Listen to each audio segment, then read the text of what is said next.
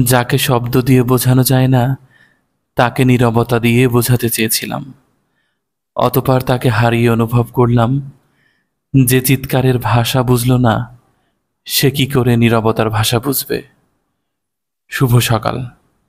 আজ শনিবার 20 সেপ্টেম্বর 2025 খ্রিস্টাব্দ, 5 আশ্বিন 1432 বঙ্গাব্দ, 27 রবিউল আউয়াল 1447 হিজরি। আজ বছরের 263তম দিন। ঋতু পরিক্রমায় এখন চলছে শরৎকাল। 20 সেপ্টেম্বর বিশ্ব পরিচ্ছন্নতা দিবস।